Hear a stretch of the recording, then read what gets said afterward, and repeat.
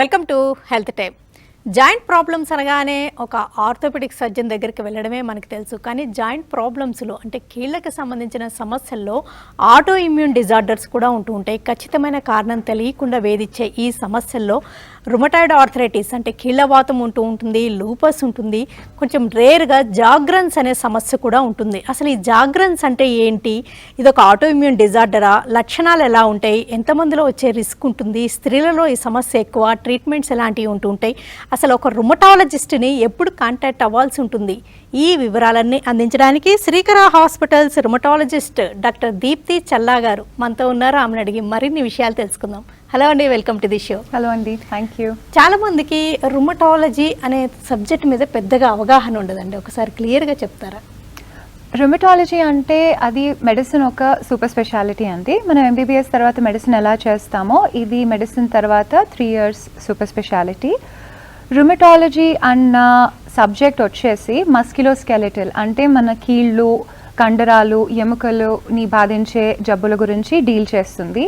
ఈ జబ్బులే కాకుండా connective tissue cells అన్న వాటిని కూడా ఎఫెక్ట్ చేసే కండిషన్స్ అంటే వాస్క్యులైటిస్, ల్యూపస్ లాంటి జబ్బుల్ని కూడా ఇది స్టడీ చేస్తుంది. అసలు రుమటాలజీ అన్న పదాన్ని లాటిన్ వర్డ్ రుమా నుంచి డిరైవ్ చేశారు. రుమా అంటే ఫ్లో. సో ఈ జబ్బు పూర్వకాలం వాళ్ళు గ్రహించింది ఏంటి అంటే ఈ జబ్బు పైనుంచి కింద దాకా అన్ని అవయవాల్లో ప్రవహిస్తుంది. సో దానికోసం దాని పేరు రుమా అని పెట్టారు. ఓకే. సో ఈ జబ్బు జాయింట్స్ని, మస్క్యులోస్కెలిటల్ సిస్టమ్నే కాకుండా లోపల ఉన్న అవయవాలు అంటే లంగ్స్ని, కిడ్నీని, బ్లడ్ వెజల్స్ని కూడా ఎఫెక్ట్ చేయడం చాలా సహజం. అంటే ఫస్ట్ జాయింట్స్తో స్టార్ట్ అయ్యి సమస్య శరీరం అంతా అన్ని అవయవాలకి ప్రవహిస్తుంది. ఓకే. అంటే రుమాటిక్ ఫీవర్ అని, రుమటాయిడ్ ఆర్థరైటిస్ అని ఇట్లాంటివి వింటుంటామండి. అవంటే ఏంటి, సిమ్టమ్స్ ఎలాగుంటుంటాయి? అంటే రుమటాయిడ్ ఆర్థరైటిస్ అని, ల్యూపస్ అని ఇవన్నీ ఆటో ఇమ్యూన్ డిసీజెస్ అండి. అంటే మన శరీరంలో ఉన్న తెల్ల రక్త కణాలు మన కనెక్టివ్ టిష్యూ సెల్స్ని కానీ మన మస్క్యులోస్కెలిటల్ అంటే మన జాయింట్స్ని, కండరాలని ఎఫెక్ట్ చేస్తాయి, ధ్వంసం చేస్తాయి. దానివల్ల వచ్చే సిమ్టమ్స్ని ఈ డిఫరెంట్ కండిషన్స్ అంటే రుమటాయిడ్ ఆర్థరైటిస్, ల్యూపస్ లాగా వస్తాయి. అంటే ఇప్పుడు రుమటాయిడ్ ఆర్థరైటిస్ వచ్చేసి మన చేతిలో ఉన్న స్మాల్ జాయింట్స్ అంటారు చూడండి, చేతి వేళ్లలో, కాళ్ళ వేళ్లలో ఉన్న కీళ్ళని ఎక్కువగా ఎఫెక్ట్ చేస్తుంది. దాంతోపాటు మనకి ఎర్లీ మార్నింగ్ స్టిఫ్నెస్ అన్న లక్షణం ఒకటి ఉంటుంది. ఎర్లీ మార్నింగ్ స్టిఫ్నెస్ అంటే పొద్దునే లేవంగానే బిగుసుకుపోయి ఉండడం, మొత్తం గట్టిగా ఉండే స్వభావాలు ఉంటాయి. ఈ రుమటాయిడ్ ఆర్థరైటిస్ వచ్చేసి మనకి లోపల ఉన్న అవయవాల్ని కూడా ఎఫెక్ట్ చేస్తుంది. అంటే ఐని ఎఫెక్ట్ చేస్తుంది, తర్వాత లంగ్స్లో ఐఎల్డి అంటే ఇంటర్స్టిషియల్ లంగ్ డిజీజ్ లాగా ఎఫెక్ట్ చేస్తుంది. సో ఈ రుమటాలజీలో ఉన్న కండిషన్స్ జాయింట్స్కి మాత్రం పరిమితమే అనుకోవడం తప్పు. సో ఇవి లోపల ఉన్న అవయవాలని కూడా ఎఫెక్ట్ చేస్తాయి. ఓకే. రుమటాయిడ్ ఆర్థరైటిస్ అంటే కీళ్ళవాతం అనే సమస్య గురించి చాలా వరకు ఐడియా ఉంటుందండి. కానీ లూపస్ గురించి కొంచెం రేర్గానే ఐడియా ఉంటుంది. అసలు లూపస్ అంటే ఏంటి? ఎస్ఎల్ఈ అంటుంటారు, అంటే ఏంటి? లూపస్ అనేది ఎస్ఎల్ఈ అండి. దాని full form systemic lupus erythematosus. ఈ జబ్బు ఎక్కువగా 20 నుంచి 40 ఏళ్ల వయసులో ఉన్న ఆడవాళ్లలో ఎక్కువగా చూస్తాము, అండ్ మగవారి కన్నా ఆడవాళ్లలో ఎక్కువగా చూస్తాం. సో ఈ జబ్బు ఎక్కువగా మ్యూకోక్యూటేనియస్ అంటారు. మ్యూకోక్యూటేనియస్ సిమ్టమ్స్ వస్తాయి, అంటే స్కిన్ ఇంకా జాయింట్ సిమ్టమ్స్ వస్తాయి. సో ల్యూపస్లో కామన్గా చూసే సిమ్టమ్స్ వచ్చేసి హెయిర్ ఫాల్, నోట్లో పుళ్ళు రావడం, మొహం మీద, బుగ్గల మీద, ముక్కు మీద purple colour butterfly shape rash అంటారు. ఎండలోకి వెళితే కొద్దిగా ర్యాష్ ఎక్కువ అవ్వడం, జాయింట్ పెయిన్స్ అవ్వడం, దాన్ని ఫోటోసెన్సిటివిటీ అంటారు. సో ఈ సిమ్టమ్స్తో కూడిన జాయింట్ పెయిన్స్ ఉంటే అది లూపస్ అయ్యే ఛాన్సెస్ ఎక్కువగా ఉంటాయి. ఓకే. అంటే రుమాటిక్ ఫీవర్ అనేది ఏంటండి? రుమాటిక్ ఫీవర్ తోటి హార్ట్ కూడా ఎఫెక్ట్ అవుతుంది. ఒక్కోసారి ఆ ఫీవర్ ఎప్పుడైనా చిన్నప్పుడు వస్తే పెద్ద కూడా హార్ట్ ప్రాబ్లమ్స్ బయటపడే రిస్క్ ఉంటుంది అంటారంటే ఏంటి? అంటే రుమాటిక్ ఫీవర్ ఇప్పుడు అంత కామన్గా లేదండి. ఒకప్పుడు మనకి యాంటీబయాటిక్స్ అవేర్నెస్ ఎక్కువగా లేనప్పుడు రుమాటిక్ ఫీవర్ వచ్చేది. రుమాటిక్ ఫీవర్ అంటే ఫస్ట్ మనకి చిన్నపిల్లల్లో థ్రోట్ ఇన్ఫెక్షన్ వస్తుంది. Group B streptococcus throat infection వచ్చినప్పుడు అది తగ్గిపోతుంది. కానీ ఆ బ్యాక్టీరియా వచ్చేసి కొన్ని యాంటీబాడీస్ని సృష్టిస్తాయి. ఆ యాంటీబాడీస్ వెళ్ళి మన జాయింట్స్ మీద, మన హార్ట్ మీద, హార్ట్ వాల్వ్స్ మీద ఉంటాయి. మన బాడీ ఆ యాంటీబాడీస్ని బ్యాక్టీరియా అనుకుని వైట్ బ్లడ్ సెల్స్తో అటాక్ చేయిస్తుంది. దానివల్ల మనకి రుమాటిక్ ఫీవర్ లాంటి సిమ్టమ్స్ వస్తాయి. సో రుమాటిక్ ఫీవర్ అనేది జాయింట్స్తో వస్తుంది అండ్ హార్ట్ని కూడా ఎఫెక్ట్ చేసే ఛాన్సెస్ ఎక్కువగా ఉంటాయి. కాబట్టి రుమాటిక్ ఫీవర్ని కొద్దిగా ఎక్కువగా ట్రీట్ చేయాల్సి వస్తుంది. చిన్నప్పుడు వచ్చినా కూడా పెద్ద అయ్యాక హార్ట్ వాల్వ్స్ దెబ్బతినొచ్చు. సో దానికి ఫర్దర్గా లాంగ్ టర్మ్ ట్రీట్మెంట్ అవసరం ఉంటుంది. అంటే ఇప్పుడు ఆ సమస్య రేర్ అని అనుకోవచ్చు. అంటే మనకి ఇప్పుడు అవగాహన ఎక్కువైంది, యాంటీబయాటిక్స్ కూడా ఎక్కువగా ఉన్నాయి. సో ఇప్పుడు రుమాటిక్ ఫీవర్ ముందు కన్నా చాలా తక్కువగా చూస్తున్నాం. ఓకే, అయితే ఈ కీళ్ళవాతం గురించి లూపస్ గురించి డిస్కస్ చేసాం కదండి. ఇంకా ఒక రుమటాలజీలో ఇంకా ఎలాంటి డిసీజెస్ కనిపిస్తూ ఉంటాయి? అంటే రుమటాలజీలో జాయింట్స్కే పరిమితం అనుకోవడం అపోహ. సో రుమటాలజీ అనేది వేరే, నేను అన్నట్టుగా కనెక్టివ్ టిష్యూస్ని కూడా ఎఫెక్ట్ చేస్తుంది. సో జాగ్రెన్స్ అన్న కండిషన్ ఉంటుందండి. జాగ్రెన్స్ వచ్చేసి ఎక్సోక్రైన్ గ్లాండ్స్ అంటే మన టియర్ డక్ట్స్, సలైవరీ గ్లాండ్స్ని ఎక్కువగా ధ్వంసం చేస్తుంది.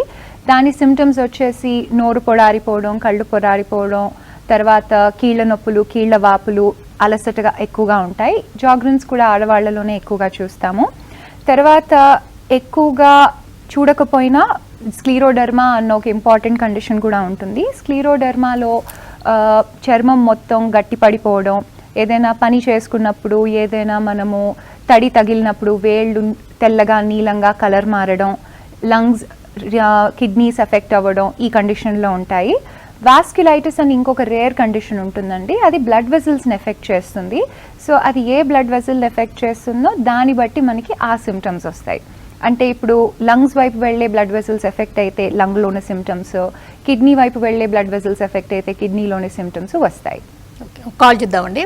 హలో అండి, నమస్తే అండి. నమస్తే, చెప్పండి. సాంబశివరావు గారు, మీ క్వశ్చన్ అడగండి డాక్టర్ గారిని. హలో, నమస్తే. నమస్తే అండి. నాకు అండి వయసు 76 సంవత్సరాలు. అమ్మా నమస్తే అమ్మా. చెప్పండి. నాకు కేంద్రవాసం అమ్మా, వయసు 76 సంవత్సరాలు. జాయింట్ పెయిన్స్ వస్తాయి. ఏం చేయమంటారు సలహాలుగా? అంటే మీ జాయింట్ పెయిన్స్ ఎక్కువగా ఎక్కడ వస్తున్నాయండి? ఏ జాయింట్స్ లో వస్తున్నాయి? మీ సలహా ఏ మందులు వాడమంటారు, ఆహారంలో నియమాలు ఏం పాటిస్తున్నారు అడుగుతున్నాను. సాంబశివరావు గారు, డాక్టర్ గారు అడుగుతున్నారు, మీకు అంటే 76 ఏళ్ళు కదా, అసలు మీకు జాయింట్స్ ఏ జాయింట్స్ లో అంటే ఏ కీలులో మీకు ఎక్కువగా నొప్పిగా ఉంటుంది? మడిన ఏళ్ళు దగ్గర. వాపులు ఎప్పుడైనా గమనించారా? చేతి వేళ్లలో వాపులు?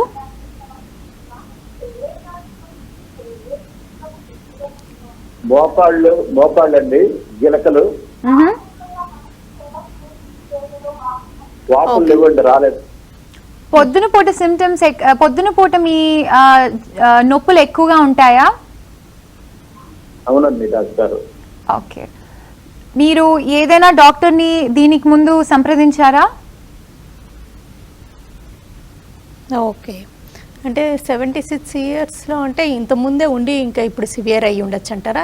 ఆ ఏజ్లో కూడా ఈ సమస్య వచ్చే రిస్క్ ఉంటుందా? అంటే 76 ఇయర్స్లో అండి మనం ఎక్కువగా చూసే, అంటే ఏజ్ అయ్యే కొద్దీ ఎక్కువగా చూసే ఆర్థరైటిస్ ఆస్టియో ఆర్థరైటిస్, అంటే అరుగుదల వల్ల ఏర్పడిన కీళ్ళవాతం. సో అది ఎక్కువగా మనకి వెయిట్ బేరింగ్ జాయింట్స్ అంటే మోకాళ్ళు, నడుము, పాదాల్లో ఎక్కువగా కనపడుతుంది. ఇది ఆడవాళ్లలోను మగవాళ్లలోను సమానంగా కనపడుతుంది. అంటే తను రుమటాయిడ్ ఆర్థరైటిస్ అనే వేళ్ళల్లోనే ఎక్కువగా వస్తుంది. అంటే వేళ్ళలో కూడా వస్తుందండి, కానీ ఆయన వాపులు లేవు అని చెప్పారు. సో ఈ మనకి రుమటాలజీలో సంబంధించిన ఆర్థరైటిస్ అంటే రుమటాయిడ్ కానీ లూపస్ కానీ నొప్పితో పాటు వాపు కూడా ఉంటుంది. పొద్దున పూట ఎక్కువగా ఉంటుంది.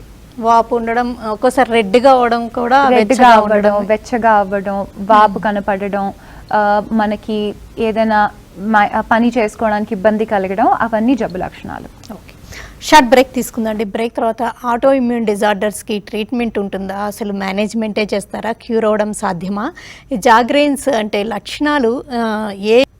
Welcome back to health time. Rheumatoid arthritis, కీళ్ళవాతం, లూపస్, జాగ్రెయిన్స్ వంటి రుమటాలజీకి సంబంధించిన సమస్యలపై వివరాలు అందించడానికి, ట్రీట్మెంట్ ఆప్షన్స్ గురించి తెలియజేయడానికి శ్రీకర హాస్పిటల్స్ రుమటాలజిస్ట్ డాక్టర్ దీప్తి చల్లా గారు మనతో ఉన్నారు. ఒక కాల్ చూద్దామండి వసంత్ గారిది. వసంత్ గారు, హలో. హలో వసంత్ గారు, మేడం గారు చెప్పండి. నమస్తే అండి, చెప్పండి, మీ క్వశ్చన్ అడగండి. నాకేం లేదు సార్ మేడం, చేతులు ఏళ్ళు ఉన్నాయి కదా, జాయింట్ అన్ని బాగా పెయిన్ వస్తుందండి. హలో, మీ టీవీ వాళ్ళని తగ్గిస్తే క్లియర్ గా వినపడుతుందండి. మీ ఏజ్ ఎంత అండి? నా ఏజ్ 43 అండి. ఓకే, చేతి వేళ్ళల్లో ఎక్కువగా నొప్పిగా ఉంటుంది. ఇంకా ఏమైనా లక్షణాలు చెప్తారా? అది నైట్ టైం పడుకున్నప్పుడు స్టక్ అయిపోతుందండి చేతులు. ఓకే ఓకే అండి, ఇంకా డీటెయిల్స్ ఏమైనా చెప్పాలనుకుంటున్నారా? ఎవరికైనా చూపించారా మీరు? ఇంకేం లేదండి, చూపించలేదండి. Okay, 43-year-old male and small జాయింట్స్లో పెయిన్స్ అంటున్నారు. ఆయన టిపికల్గా స్మాల్ జాయింట్స్లోనే నొప్పులు ఉన్నాయని చెప్తున్నారండి. రాత్రిపూట కూడా ఎక్కువ అని చెప్తున్నారు. సో ఒకవేళ ఆ నొప్పులు వాపులతో ఉన్న, ఎర్లీ మార్నింగ్ స్టిఫ్నెస్తో ఉన్న, దాన్ని ఇంకా ఫర్దర్గా చూడాల్సి వస్తుంది. ఎందుకంటే 43 years అంటే ఇంకా తనకి ఏజ్ అయిపోలేదు. సో ఆస్టియోఆర్థరైటిస్ అనుకోలేము. సో ఆయనని ఫర్దర్ ఇన్వెస్టిగేట్ చేసిన తర్వాత రుమటాయిడా కాదా అని చెప్పగలరు. బ్లడ్ టెస్టులతో తెలుస్తుంది. బ్లడ్ టెస్టులు తర్వాత ఎగ్జామినేషన్ కూడా చేయాలి. ఓకే, ఈ మంత్లో వరల్డ్ జాగ్రైన్స్ డే అనేది ఒక డే ఉంటుంది, అంటే 23rd ఉంటుంది కదా. ఈ జాగ్రైన్స్ అంటే ఏంటి? అసలు ఈ సబ్జెక్ట్ గురించి చాలా తక్కువగా అవగాహన ఉంటుంది అనుకుంటాను. అసలు మీరు చెప్పారు అంటే కళ్ళల్లో అంటే నోటి సెలేవా గ్లాండ్స్ డ్రై అయిపోవడం, అసలు ఏంటి ఈ కండిషన్ ఏంటంటారు? క్లియర్గా చెప్పండి. అంటే దీనికి ఏమైనా హిస్టరీ ఉందా? జాగ్రెన్స్ అనేది ఒక ఆటోఇమ్యూన్ కండిషన్. ఈ జాగ్రెన్స్ అనే వ్యాధి మన ఎక్సోక్రైన్ గ్లాండ్స్ని ఎక్కువగా బాధిస్తుంది. ఎక్సోక్రైన్ గ్లాండ్స్ అంటే మన టియర్ డ్రగ్స్, కంటినీటిని చేసే గ్రంథులు, తర్వాత మన సలైవరీ గ్లాండ్స్. దీని లక్షణాలు ఏంటి అంటే కళ్ళు పొడారిపోవడం, కళ్ళలో మంటలు రావడం, ఇసుక పడినట్టుగా అనిపించడం, నోరు పొడారిపోవడంతో మనకి మింగడానికి కష్టం, జీర్ణశక్తి తగ్గడం, తర్వాత మాట్లాడడానికి ఇబ్బందులు ఉంటాయి. ఈ సిమ్టమ్స్ని సిక్కా సిమ్టమ్స్ అంటారు. అంటే డ్రై ఐస్, డ్రై మౌత్ సిమ్టమ్స్ని సిక్కా సిమ్టమ్స్ అంటారు. సో ఈ సిక్కా సిమ్టమ్స్ మన జాయింట్ పెయిన్స్తో కలిగి ఉండి, అల్సటతో కలిగి ఉంటే దాన్ని జాగ్రెన్స్ అని అనొచ్చు. జాగ్రెన్స్ అనేది ఫస్ట్ 1930లో హెన్రిక్ జాగ్రెన్ అన్న స్వీడిష్ ఆఫ్థల్మాలజిస్ట్ కనుక్కున్నారు. సో ఆయన గ్రహించింది ఏంటి అంటే తన దగ్గరికి వచ్చిన 20 నుంచి 40 ఏళ్లలో ఉన్న ఆడవాళ్ళు ఏ బాధలతో వచ్చారో, అంటే ఈ కళ్ళు మంటలు, కళ్ళు ఇసుక పడినట్టుగా అనిపించే బాధలతో వచ్చారో వాళ్ళకి నోరు పొడారిపోవడాలు, కీళ్ళ నొప్పులు, అలసట కూడా ఉండేది. సో ఆయన ఈ సిమ్టమ్స్ అన్నిటినీ కలిపి జాగ్రెన్ సిండ్రోమ్ అన్న దాన్ని కనుక్కున్నారు. ఓకే, సో ఇది 1930లో కనుక్కున్న ఈ జబ్బు మీద ఎక్కువగా అవగాహన లేదు. ఇది కొద్దిగా రేర్ డిజీజ్ అని అనొచ్చు. అండ్ ఈ జబ్బు మగవారి కన్నా ఆడవాళ్ళలో active health time Sirikara hospitals rheumatologist doctor Deepthi Challa గారితో మాట్లాడుతున్నాం.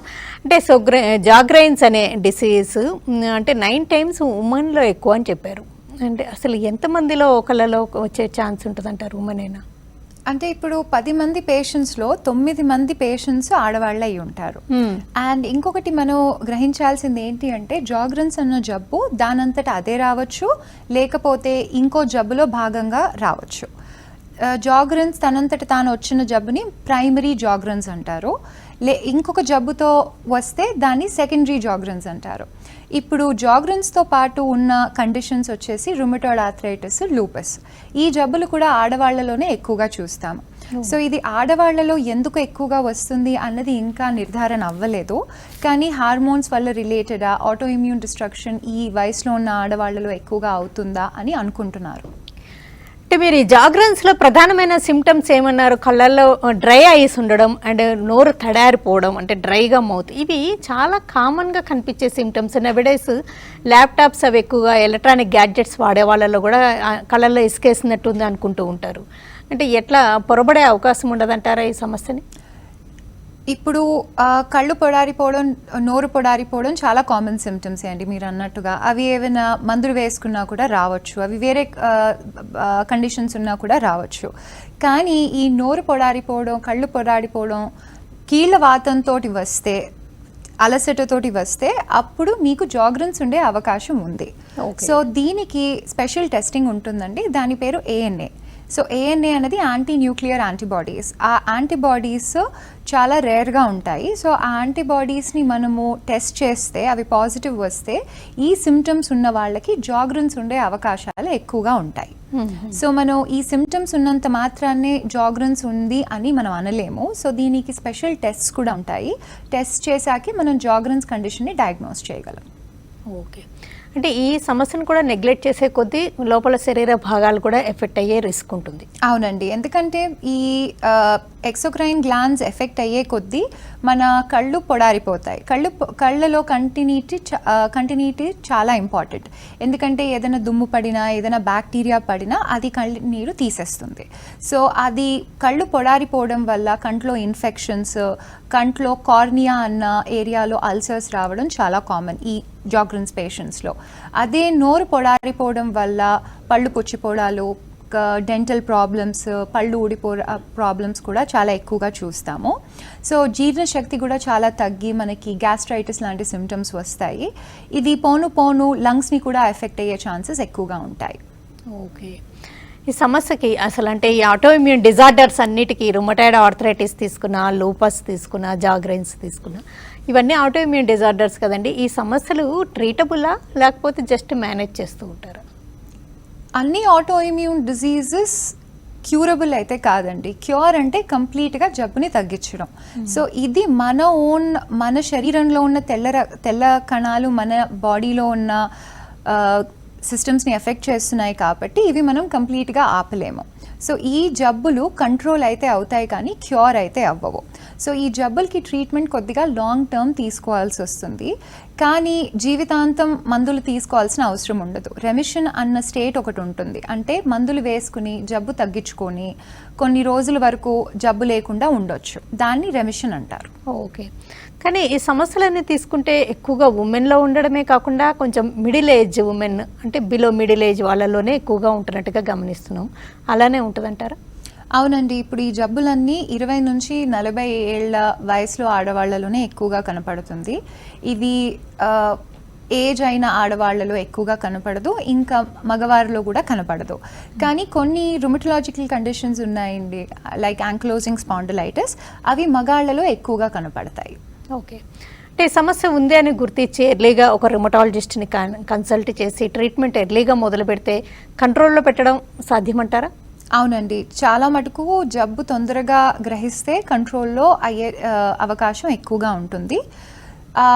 ఇప్పుడు లోపల ఉన్న అవయవాలలో కాంప్లికేషన్స్ కూడా తొందరగా అప్రోచ్ అయ్యి మందులు తీసుకుంటే తక్కువ అవుతాయి. అండ్ ఈ పర్టిక్యులర్ మెడిసిన్స్ వేసుకుంటే మీకు కొద్దిగా డిజీజ్ సిమ్టమ్స్ కూడా చాలా మటుకు తగ్గే ఛాన్సెస్ ఉంటాయి. ఓకే, అంటే కొంతవరకు జెనెటిక్గా కానీ లేకపోతే ఫ్యామిలీస్లో రన్ అయ్యేటట్టు ఉంటాయి అంటారా ఈ ప్రాబ్లమ్స్ అన్ని? కొన్ని కండిషన్స్ మనం ఫ్యామిలీస్లో ఎక్కువగా చూస్తామండి, కానీ ఫ్యామిలీలో ఒకరికి ఉంటే మీకు కూడా రావాల్సిన అవసరం లేదు. సో ఫ్యామిలీ హిస్టరీ అనేది చాలా ఇంపార్టెంట్, కానీ ఫ్యామిలీలో ఉన్నంత మాత్రాన అందరికీ వస్తుందని గ్యారంటీ లేదు. ఓకే, ఈ ఆటోఇమ్యూన్ డిజార్డర్స్ని ట్రీట్ చేయడంలో ఇంతకుముందుతో పోలిస్తే ఇంకా ఏమైనా లేటెస్ట్ డెవలప్మెంట్స్ చోటు చేసుకున్నాయా? ఇప్పుడు కొత్తగా చాలా మటుకు మెడికేషన్స్ వచ్చాయండి. ఇప్పుడు 2000స్లోంచి మనకి బయోలాజిక్స్ అన్న కొత్త మెడికేషన్స్ వచ్చాయి. దీన్ని పర్టికులర్లీ బయోలాజిక్ ఎరా అంటారు. ఈ బయోలాజిక్ మెడికేషన్స్ వచ్చేసి చాలా తక్కువ సైడ్ ఎఫెక్ట్స్ ఉన్న మెడికేషన్స్. ఇవి సెల్యులర్ లెవెల్లో వెళ్ళి జబ్బుని ట్రీట్ చేస్తాయి. సో ఈ బయోలాజిక్స్ అన్న మెడికేషన్స్ వాడడం వల్ల మనకి తొందరగా డిజీజ్లో సిమ్టమ్స్ తగ్గుతాయి. డిజీజ్ ప్రోగ్రెషన్ అంటే జబ్బు శక్తి తగ్గిపోతుంది అండ్ తొందరగా రెమిషన్ అన్న స్టేట్లోకి వెళ్ళే ఛాన్సెస్ కూడా ఉంటాయి. కీళ్ళ అరుగుదల అంటే ఆస్టియో ఆర్థరైటిస్ అంటే ఏజ్తో పాటు డీజనరేటివ్ చేంజెస్. కీళ్ళ వాతంకి ఏజ్కి సంబంధం లేదు కాబట్టి అంటే వాళ్ళకి డైట్ ఏమన్నా రోల్ ఎక్కువగా ప్లే చేస్తుందండి. మరీ ముఖ్యంగా ఆటోఇమ్యూన్ డిజార్డర్స్ ఉన్న వాళ్ళు డైట్ విషయంలో ఏమన్నా పర్టికులర్గా ఉంటే బెటర్ అంటారా? అంటే లైక్ అన్ని కండిషన్స్లో లాగే రుమటాలజీ కండిషన్స్లో కూడా స్మోకింగ్ అన్నది అడ్వైజబుల్ కాదండి. సో స్మోకింగ్ చేసే వాళ్ళలో ఆటోఇమ్యూన్ కండిషన్స్ ఎక్కువగా ఉంటాయి అండ్ ఆటోఇమ్యూన్ కండిషన్స్ ఎక్కువగా సిమ్టమ్స్ తోటి కూడా ఉంటాయి, అంటే అగ్రెసివ్గా ఉంటాయి. సో స్మోకింగ్ అనేది మంచిది కాదు. ఎక్కువగా ఆల్కహాల్ తీసుకోవడం కూడా మంచిది కాదు. డైట్కి వచ్చేసి ఇప్పుడు గౌట్ అన్న గౌట్ అన్న జబ్బులోనే ఎక్కువగా మేము డైటరీ రిస్ట్రిక్షన్స్ చెప్తాము, అంటే ప్యూరిన్ రిచ్ డైట్స్ తీసుకోవద్దని చెప్తాము. కానీ డైట్కి రుమటాలజీ కండిషన్స్కి ఎక్కువ ఇదైతే సంబంధం లేదంట. అంటే లేదు. కొంచెం పులుపు వాటికి వీటికి సంబంధం ఉందని అనుకుంటారు పులుపుతోటి. అంటే కొంతమందికి పులుపు తింటే వాత వస్తుందండి, కొంతమందికి పులుపు తినకపోతే వాత వస్తుంది. సో అది ఇప్పటి వరకు అయితే సైంటిఫిక్ గా ఏ స్టడీస్ చెప్పలేదు. కానీ స్మోకింగ్ కి, ఆల్కహాల్ కి కండిషన్స్ కి మాత్రం డెఫినెట్ గా సైంటిఫిక్ స్టడీస్ లింక్ చూపించాయి.